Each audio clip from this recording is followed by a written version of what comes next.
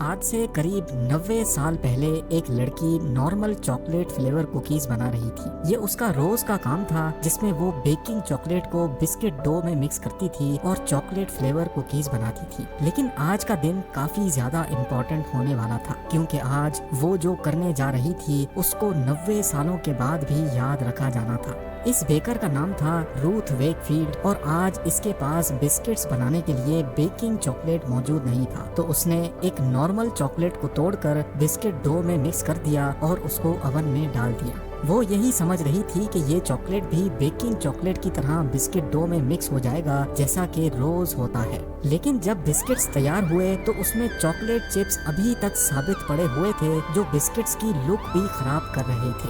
Week field نے یہ biscuits cell کرنے کے بجائے اپنے کسٹمرز کو فری میں دینا شروع کر دیے۔ حیرت انگیز طور پہ یہ بسکٹس جن کو وہ خراب سمجھ رہی تھی وہ کسٹمرز کو بے حد پسند آئے۔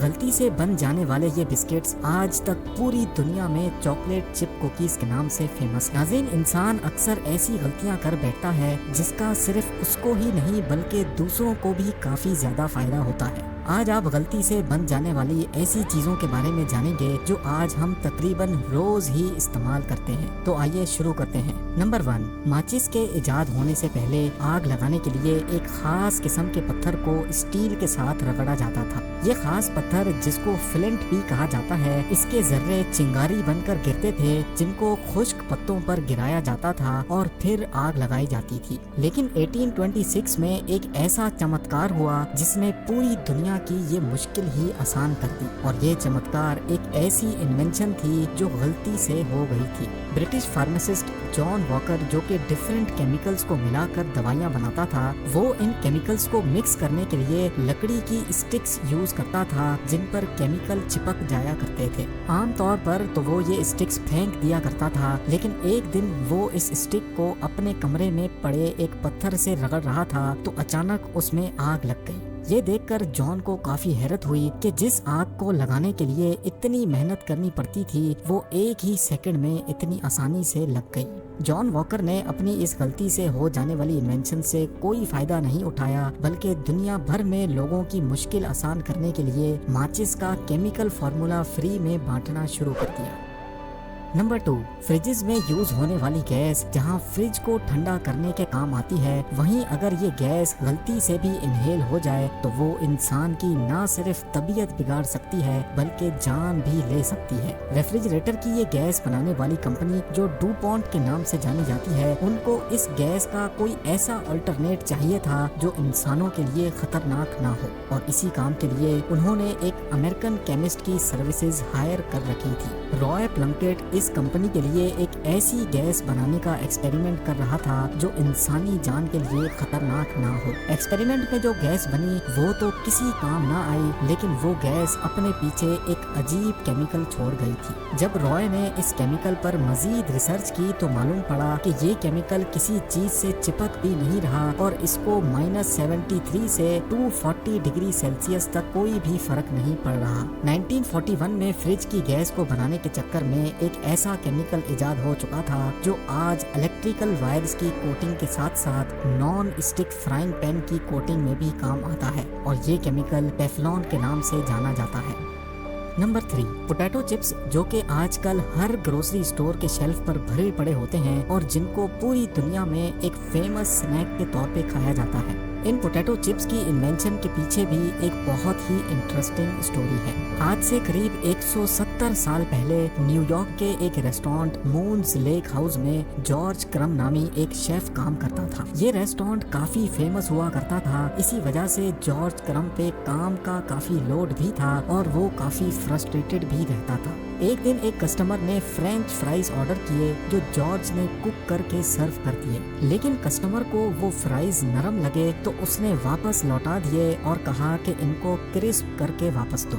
2-3 बार जॉर्ज ने फ्राइज को दोबारा कुक किया, लेकिन वो कस्टमर नहीं मान रहा था। आखिरकार गुस्से में आकर जॉर्ज ने आलू को कागज की तरह इंतहाई बारीक बारीक काटा और फ्राई करके कस्टमर के सामने रख दिया। गुस्से से बनाए गए क्रिस्पी फ्राइज कस्टमर को इतने पसंद आए कि वो रोज जॉर्ज के हाथ के ये खास चिप्स खाने पहुंच जाता था। और यूं पोटैटो चिप्स पहली बार गलती से इजाद हुए थे और आज तक पूरी दुनिया में सबके फेवरेट हैं।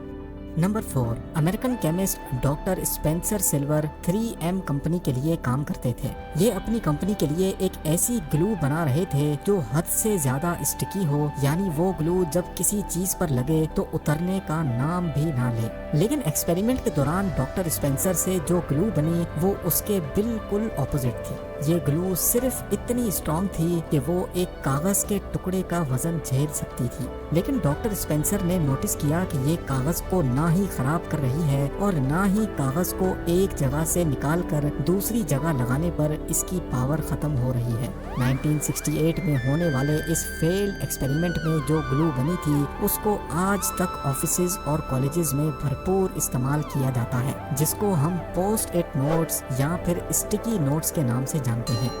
नंबर 5, दुनिया की तकलीफ आसान करने के लिए एक और यूजफुल चीज भी गलती से ही इजाद हुई थी। फ्रेंच केमिस्ट एडवर्ड बेनेडिक्टिस अपनी डेस्क पर कुछ काम कर रहे थे कि उनका हाथ डेस्क पर पड़े एक गिलास बीकर पर लगा जो बुरी तरह जमीन पर गिर गया।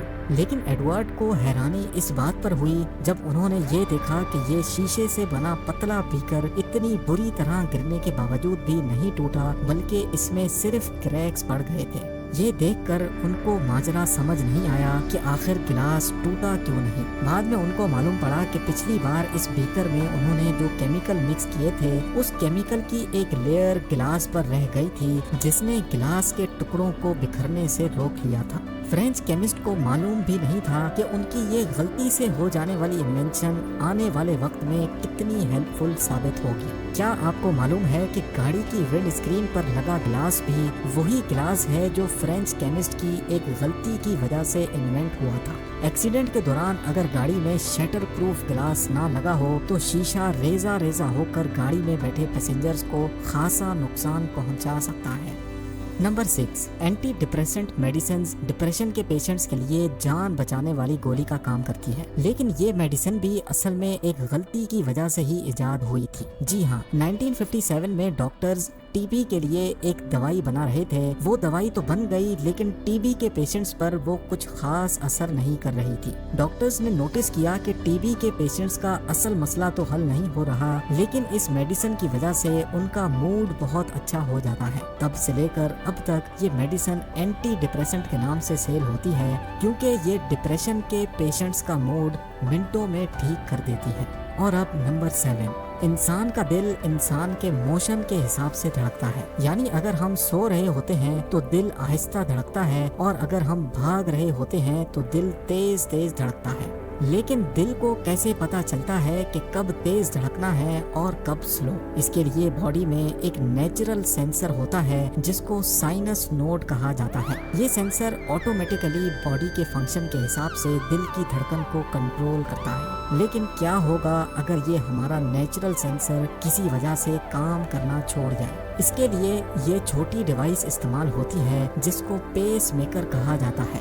ये पेस मेकर दिल की धड़कन को मेंटेन रखता है, और हैरत अंगेज तौर पे ये पेस मेकर भी एक गलती की वजह से ही इन्वेंट हुआ था। American engineer Wilson great patch एक ऐसी डिवाइस बना रहे थे जो सिर्फ दिल की धड़कन को काउंट करे, लेकिन एक गलत इलेक्ट्रॉनिक कंपोनेंट ऐड करने की वजह से उनसे एक ऐसी डिवाइस बन गई जो धड़कन काउंट करने के बजाय उसको दोबारा बनाने का काम करने लगी। जब डॉक्टर्स को मालूम पड़ा तो उनको ये गलती से बन जाने वाली डिवाइस काफी हेल्पफुल लगी, जिसको पेस मेकर का नाम दिया गया। पहला पेस मेकर 1960 में एक इंसान के अंदर लगाया गया था, और तब से लेकर अब तक ये जान बचाने का काम करता आ रहा है।